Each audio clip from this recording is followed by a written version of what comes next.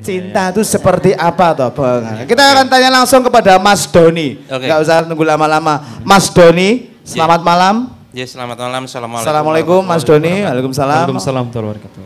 Gimana Mas? Cinta itu, wah ini kan Mas Doni kan orang yang sangat akademik sekali ya. Wah. Kalau membahas sesuatu secara ilmiah, itu pasti dimulai dari definisi. Definisi cinta. Oke. Jadi definisi cinta itu apa? C. Enggak gitu juga. Beda Mas. Itu tadi gaduh nek ngono. Sekarang ini Kang Cahyo, sebelum kita format round table, kita pemanasan dulu. Nah, silakan teman-teman yang punya usul definisi cinta itu apa? Ayo. Ini pemanasan round table bulan depan. Tolong panitia ya, Madamek untuk awal. Yang punya definisi cinta, silahkan. Yuk. Ini nih. Siapa? Yang mukanya sering dikhianati cinta ini. Cinta itu apa? Cinta itu apa? Monggo, silahkan didefinisikan cinta itu apa? Deritanya tiada akhir. Itu patkai ya. Menjalani kegiatan untuk Allah supaya semangat. Oke. Tepuk tangan. Cinta itu mencari kegiatan. Berarti cinta itu jurit malam. Cinta untuk khusus yang gabut ya. Mencari kegiatan. Kegiatan. Yang kuat silahkan. Yang awat. Nih Mbak, ayo random. Oh, belum berani. Ibu aja. Cinta itu apa, Bu? Cinta itu apa? Oh, cinta itu cinta itu perasaan yang luar biasa. Musiknya musik get-geti toh iki. Kaget aku ya Allah. Musik kok get-geti wae. Cinta itu apa tadi? Ada kerinduan di situ. Masya Allah. Ingin memberikan sesuatu yang terbaik. Oke. Tapi mungkin sering ditolak. Ya, nanti khusus sesi rumah tangga ya sama Mas saya. Ini bukan definisi, ini curhat. Oke. Ini bahasa Inggrisnya bocor halus itu. Bocor halus. L. Troublemaker kayaknya. Cinta menurut Mas L. Mas L. Wah, bagus sekali Mas. Belum Mas Doni, sabar. Ya, berdiri. Berdiri dong. Ya. Yo. Menurut saya cinta itu adalah yang mana ketika kita tidak ada menjadi ada, atau dalam materi, misal kita nggak ada, kita berusaha untuk ada untuk orang yang kita cintai.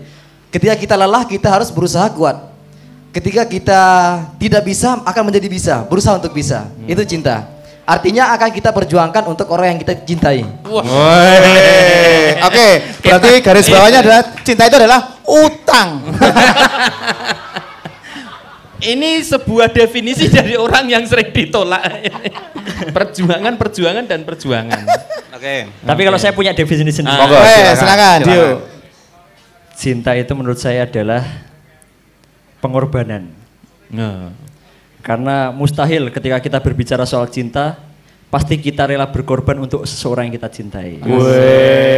Berarti jatuh cintanya setiap Idul Adha ya, pengorbanan ya. Ya, orang baik wedus juga tapi. Nah itu cinta pengorbanan. Pengorbanan, ya baik.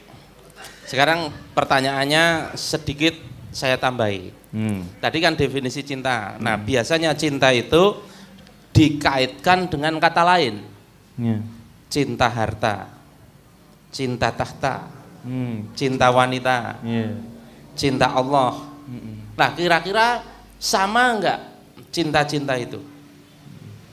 Oke, tadi kan masih ngrambyang ya, ngrambyang itu bahasa Indonesianya apa sih? Absurd ya, masih absurd. Ketika teman-teman itu mendefinisikan cinta, itu masih absurd. Sebenarnya mau mendefinisikan cinta kepada wanita, atau cinta kepada Allah, atau cinta kepada Al-Quran, atau cinta kepada harta, itu sebenarnya kan masih bingung atau mau? Tadi kan. Nah sekarang ternyata cinta itu kan sering dilekatkan kepada berbagai kata yang berbeda. Cinta kepada harta, tahta, wanita, kemudian cinta kepada Allah, cinta kepada Al-Quran, cinta kepada Rasulullah. Sebenarnya petanya gimana sih? Coba gimana? Apa hubungannya cinta sama wanita dan cinta sama Allah? Kan gitu kan? Nah ini perlu kita bahas. Karena nanti kita akan melihat cinta itu ada dua macam. Cinta itu ada dua macam. Cinta yang muncul dari naluri, dan ada cinta yang muncul dari pemahaman. Dari akal sehat berarti Mas. Ya, betul. Kalau cinta kepada harta itu muncul dari naluri. Setiap orang itu punya naluri mempertahankan diri. Basa Arabe ghorizatul baqo. Naluri mempertahankan diri. Ghorizatul baqo itu contohnya begini. Jenengan di gang sempit tengah malam ditodong pisau sama orang, itu jenengan pasti akan mempertahankan diri, nggak mau ditusuk, punya naluri untuk bertahan. Iya, bertahan. Misalnya bertahannya itu dengan melawan ya melawan, kalau bisanya lari ya lari, kalau bisanya teriak ya teriak.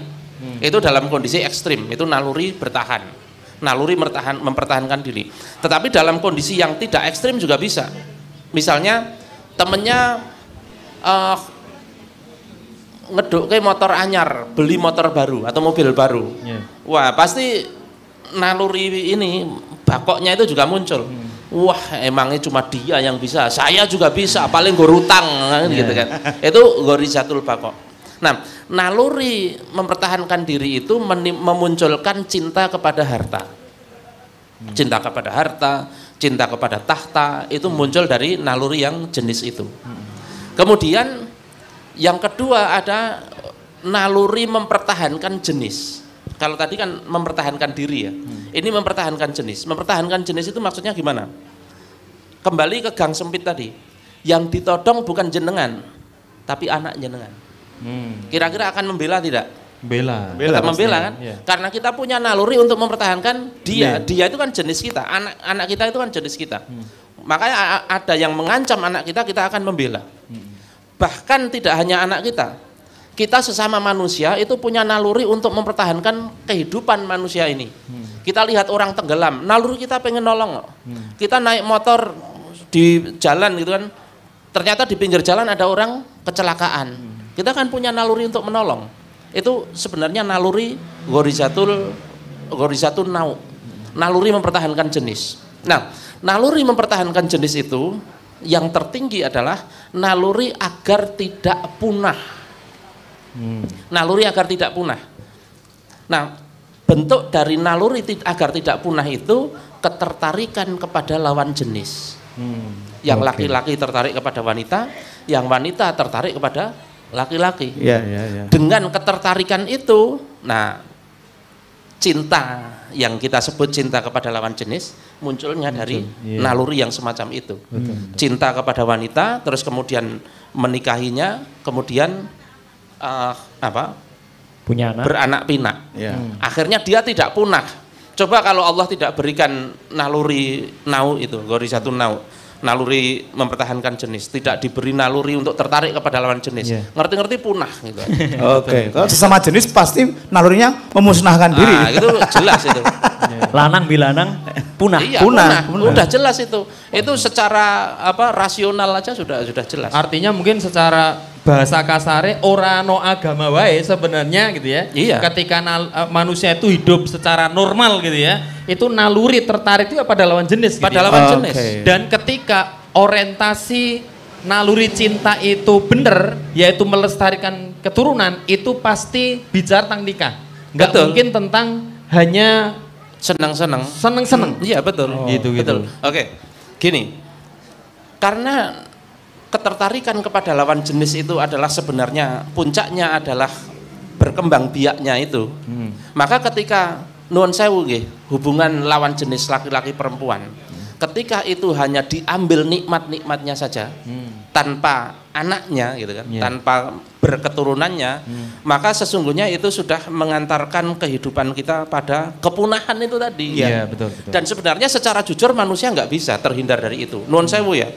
Orang-orang LGBT itu juga punya naluri punya anak kok, faktanya. Terus nyewa rahim gitu kan, itu kan justru nggak masuk akal kan.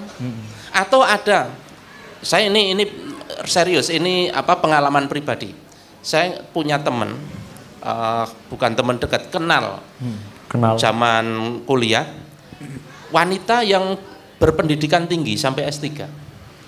Dia sejak awal itu mengatakan, aku nggak suka nikah itu hanya konstruksi sosial, nggak saya pengen berkarir sebagai wanita karir. Selepas S3 dia mendaftarkan perusahaan multinasional yang kantornya di Singapura. Diterima terus jadi kepala regional Asia Tenggara, naik lagi kepala regional Asia, pindah ke Abu Dhabi, terakhir itu pindah ke Belanda. Di Belanda dia punya pasangan, punya pacar. Tapi dia ngomong, ini pacar, aku nggak punya visi untuk nikah. Gitu. Tapi kami tinggal serumah. Gitu. Di Belanda banyak seperti itu. Di Belanda banyak seperti itu. Jangan di Belanda, di sini aja banyak. Oh iya, di Jogja banyak. Oh alah, Masya Allah. Aku kurang ngerti. Saya ngerti memang dia Pak. Nah, dia masih berkomitmen bahwa tidak akan punya anak, bukan tidak akan punya anak, tidak akan menikah. Ya dia menjalin hubungan saja untuk senang-senang saja. Tetapi tahun berikutnya ada kabar dari dia, aku mau nikah. Setelah tinggal bersama selama setahun itu, pengen menikah sama si laki-laki Belanda tadi. Tapi kita tetap komitmen, kita hanya berdua aja. Karena anak itu nanti akan mengganggu karir. Ya sudah, aku ya ngrungokke yo gitu kan. Tahun berikutnya ternyata ya bener, pulang bawa anak itu tetap aja gitu kan. Naluri kok itu kok. Naluri. Gitu. Sekarang nuwun sewu ya teman-teman, terutama yang sudah dewasa yang sudah punya anak. Kalau orang sudah menikah lama 10 tahun dan belum dikaruniai anak, itu kan di sini masih masih ganjel kan, masih resah. Padahal nuwun sewu, kalau masalah enak-enakan iso bendino enak. Tapi ora dapat anak, itu tetap ganjel. Kenapa? Karena naluri terhadap lawan jenis yang kemudian kita sebut cinta kepada lawan jenis, itu sebenarnya ujungnya adalah melahirkan generasi. Kalau itu dicabut fitrah naluri fitrah naluri nauk tadi dicabut, maka rusak. Otomatis seperti itu. Nah, yang menarik, lanjut ya, naluri ketiga. Ghorizatut tadayun. Ghorizatut tadayun itu naluri untuk mengagungkan sesuatu. Karpe piye? Begini. Manusia itu pada dasarnya sadar bahwa dirinya lemah. Semua manusia sadar bahwa dirinya lemah. Contoh, menghadapi gunung berapi meletus, dia pasti, aduh, aku lemah menghadapi gunung saja lemah. Ada tsunami, wah, aku lemah. Bahkan menghadapi sekedar lihat pemandangan yang begitu luar biasa saja merasa, ternyata bumi seluas ini, saya lemah.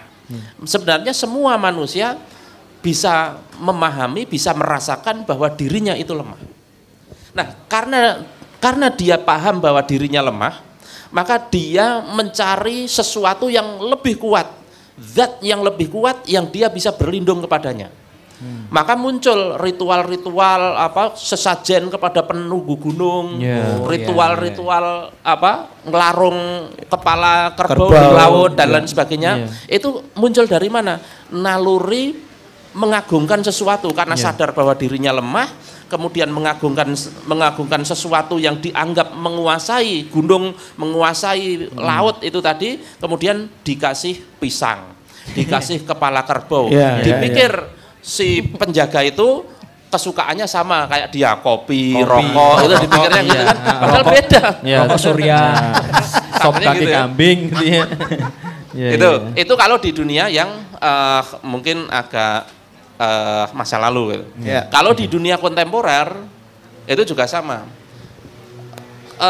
Naluri tadayun tadi, mengagungkan sesuatu tadi juga bisa, misalnya gini, kalau orang-orang yang menyatakan diri modern, aku ora percaya ana Tuhan, ana dewa, ora percaya. Oke.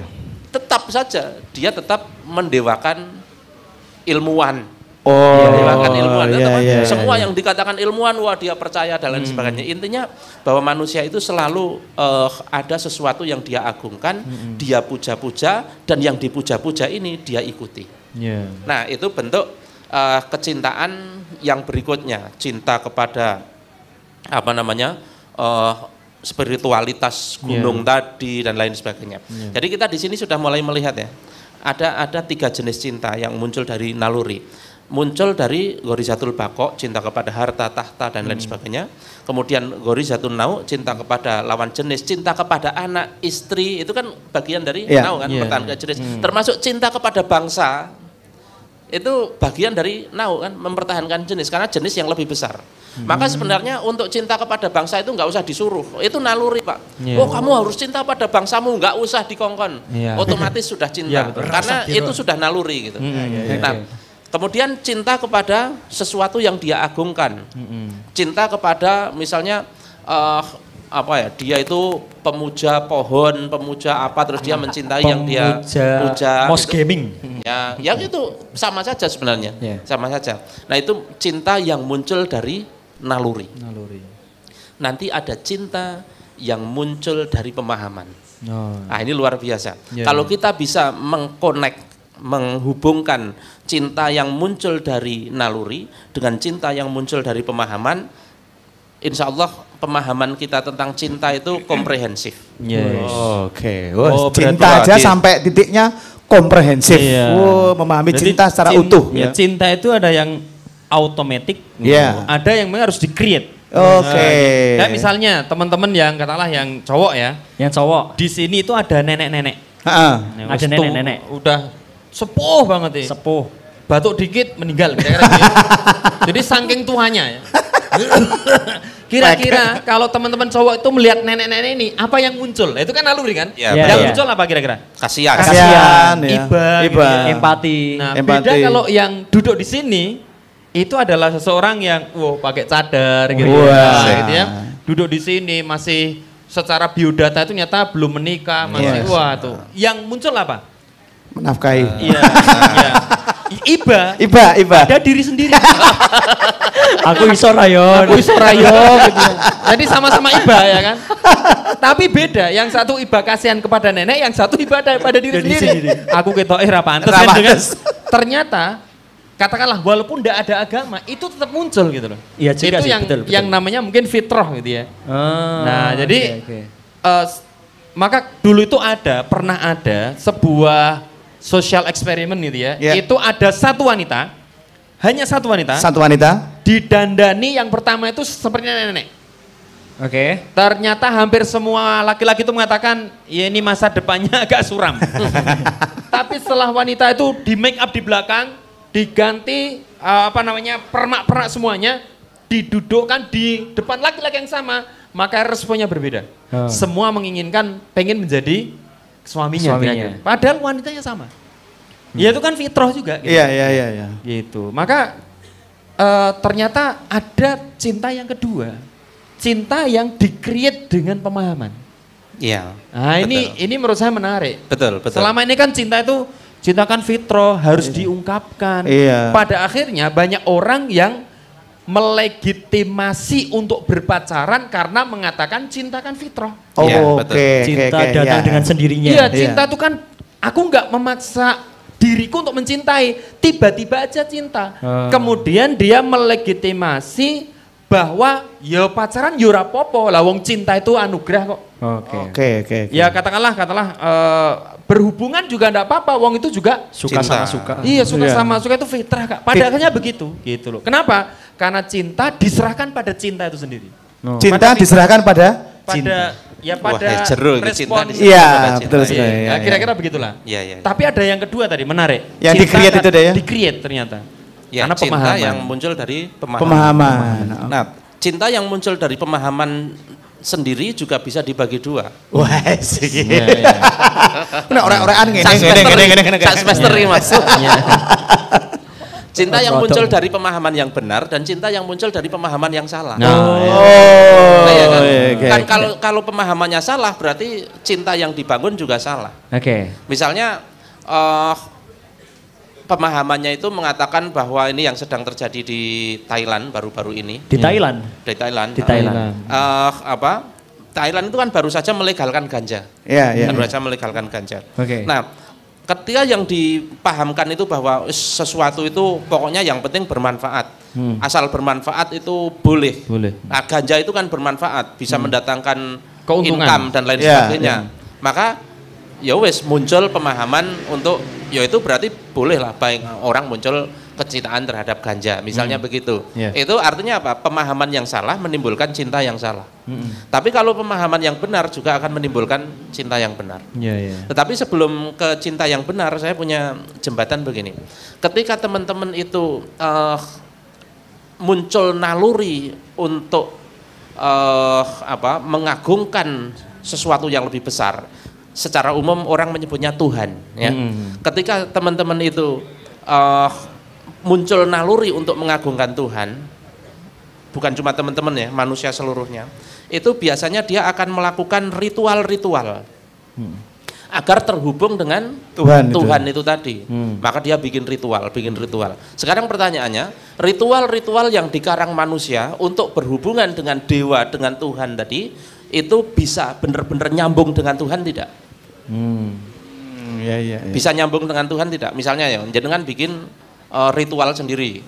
Untuk berhubungan dengan Tuhan itu tidak mandi 40 hari. Tidak mandi 40 hari. Tanpa dalil berarti ya. Ini sudah 39 hari. Kurang sedino, Mas. Sebenarnya udah 42 sih. Iya. Ternyata sebelum niat juga belum mandi juga. Totalitas. Saya ganti mau. Ekspresi untuk ritual. Tuhan. Ketika seseorang itu membuat ritual, apakah benar-benar ritual yang diciptakannya itu membuat dia terhubung dengan Tuhan, Tuhan yang sebenarnya? Kalau memang terhubung, indikatornya apa? Kan begitu. Oke. Gitu. Nah, sekarang begini, saya akan bikin analogi yang mungkin mudah dipahami. Kira-kira bagaimana teman-teman kalau pengen menghubungi saya? Pakai nomor WhatsApp? Misalnya gimana? Misalnya teman-teman pengen menghubungi saya. Cari nomornya. Mungkin nggak kalau aku ngarang nomor sendiri ya, ngarang nomor WhatsApp sendiri. Kira-kira pesannya sampai tidak? Tidak sampai. Tidak sampai. Biar pesan panjenengan itu sampai kepada saya, caranya bagaimana? Minta, tanya kepada saya, Mas Doni. Nomor WA-nya berapa sih? Terus tak kasih, terus jenengan ngubungi lewat nomor itu sampai gitu loh. Begitu juga kita pengen terkoneksi dengan Tuhan. Kalau kita terkoneksi dengan Tuhan kok ritualnya ngarang sendiri ya nggak bisa. Maka ritualnya, cara menghubunginya itu harus tanya kepada Tuhan. Gimana caranya? Nah, persoalannya itu. Piye carane tanya sama Tuhan? Kan persoalannya kuwi wong kita itu mau menghubungi Tuhan. Terus takon carane piye? Lah takon yo piye? Kan ruwet to. Neng parang tritis terus ya Allah. Gitu. Pure. Piye, enake njuk piye? Nomor WA. Masa Tuhan di WA ya ra iso. Dijawab. Sekarang gimana sih cara menghubungi Tuhan itu? Misalnya ya, katakanlah jenengan percaya bahwa Tuhannya itu Allah. Cara menghubungi Allah itu bagaimana sih? Piye Mas? Bagaimana menghubungi Allah? Bagaimana cara terkoneksi dengan Allah? Maksudnya bukan terkoneksi, tanya sama Allah. Ya Allah, gimana cara menghubungimu? Dengan dalil, sholat tengah malam misalnya. Allah balas menjawab enggak? Enggak juga, maksudnya tiba-tiba enggak toh? Saya kabur kali ya. Kalau misal ada suara dari atas, wahai Dio, cara menghubungiku adalah dengan mandi selama 40 hari berturut-turut, misalnya gitu. Masuk angin. Itu kira-kira apa yang menjamin bahwa suara itu datang dari Tuhan. Seperti datang saka jin. Kan ojo-ojo Pak Nanang enggak ada jaminan. Maka kita butuh jawaban yang terjamin bahwa ini jawaban dari Allah. Jawaban dari Tuhan yang benar-benar Tuhan. Itu soalnya gitu. Tumbul persoalan lagi nih. Caranya bisa melihat yang terjamin itu seperti apa? Indikatornya apa? Begini. Pernah enggak sih Tuhan itu berbicara kepada manusia? Pernah nggak dalam sejarah dari dulu sampai sekarang, pernah nggak Tuhan itu berbicara kepada manusia, wahai manusia begini, begini, begini? Pernah? Dari cerita yang pernah jenengan dengar, pernah? Ada itu nabi yang dijuluki ini, apa namanya, bisa berbicara dengan Allah langsung. Nabi siapa sih? Ya betul. Ya. Nabi-nabi itu kan mendapatkan kalimat-kalimat dari Tuhan kan begitu kan? Iya. Kemudian kalimat-kalimat itu dituliskan di dalam kitab suci kan begitu? Iya enggak? Berarti kitab suci itu kalam dari Tuhan. Kita menyebutnya kalamullah. Betul ya? Iya. Berarti sebenarnya kalau kita pengen tanya sama Tuhan, itu lihat saja kitab suci. Kan selesai. Bang Tuhan pernah ngomong sama manusia kok ini dan sudah dicatat.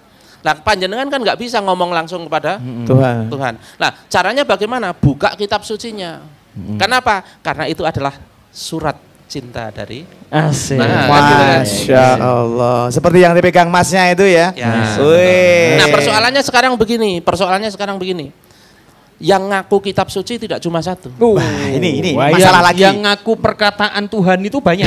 Ini masalah ini. Tidak cuma gini, yang ngaku kitab suci itu banyak, nggak cuma Al-Qur'an. Banyak yang ngaku kitab suci. Tripitaka ngaku kitab suci. Veda ngaku kitab suci. Bible ngaku kitab suci. Al-Qur'an ngaku kitab suci. Berarti kan harus kita tes bener-bener kitab suci atau bukan. Kan begitu. Betul. Cara ngetesnya gimana? Wah, gimana ya caranya? Diteliti kan, Jadi kan bisa melakukan penelitian misalnya Tripitaka. Tripitaka itu apakah benar datang dari Tuhan? Apakah ditulis oleh Tuhan? Kita belajar sejarahnya aja. Sejarah Tripitaka. Tripitaka ditulis oleh siapa? Siddhartha Gautama nulis. Dan Siddhartha Gautama itu lahir dari Raja Sudodana. Yang namanya lahir dari seorang manusia, ya dia manusia bukan Tuhan. Kemudian dia menulis sebuah kitab, maka itu bukan kitab dari Tuhan, kan begitu kan? Itu dari sejarah aja begitu. Begitu juga Veda, silahkan dipelajari. Veda itu dari filosof-filosof India, tidak cuma satu, banyak. Bible dan lain sebagainya. Saya akan langsung loncat kepada Al-Qur'an. Saya kalau mengupas satu persatu kitab-kitab tadi, itu bisa detail bahwa yang ini bukan, yang ini bukan, yang ini bukan. Dr. Zakir Naik juga sudah begitu expert. Brother. Aduh, you beli waktu ya. Sekarang saya akan langsung saja ke Quran. Oke. Al-Quran itu mengaku bahwa ini datang dari Tuhan. Dalam ayat-ayatnya itu sendiri mengaku bahwa ini datang dari Tuhan. Kalau kan gini, alif lam mim dzalikal kitabul la raiba fihi hudal lil muttaqin kan itu kan. Terus kemudian di dalam Al-Baqarah ayat 23, a'udzubillahi minasyaitonir rajim, wa in kuntum fi raibim mimma nazzalna ala abdina fa'tu bi suratim mim misli. Wa in kuntum fi raibim, dan jika kalian fi raibim dalam keraguan, jika kalian ragu mimma nazzalna ala abdina, pada apa yang aku turunkan kepada hambaku. Hambanya itu siapa? Nabi Muhammad. Kalau kamu ragu kepada apa yang aku turunkan kepada hambaku Muhammad, berarti kamu ragu akan Al-Quran, kamu ragu bahwa Al-Quran itu benar-benar datang dariku Allah, gitu kan? Faktu bi suratim mimisli, buat satu surat yang setara dengan Al-Quran. Mimisli ya. Mimisli itu setara. Semisal. Tantangan Allah itu tidak melebihi Al-Quran, bukan. Setara dengan Al-Quran. Setara ya. Iya, setara podo gitu loh. Kualitasnya itu sama. Nah, kan kita sedang mencari kitab suci yang benar-benar datang dari Tuhan. Nah, ternyata salah satu kitab suci itu mengaku bahwa ini datang dari Tuhan. Kalau kamu nggak percaya, bikin surat yang setara dengan Al-Quran. Sudah pernah ada yang bikin ya berarti. Nah, mari kita cari. Ada enggak? Dan ternyata misalnya dengan browsing YouTube itu ternyata ada. Banyak. Yang bikin? Ada. Dan silahkan dibandingkan gitu. Kuanen. Nah, kalau gini, teman-teman itu mungkin akan menjawab, loh aku disuruh membuat saingan Al-Quran, ya nggak bisa. Aku kan bukan orang Arab, nggak bisa bahasa Arab. Mungkin wong Arab iso. Mungkin wong Arab iso. Jenengan boleh meminta tolong orang Arab.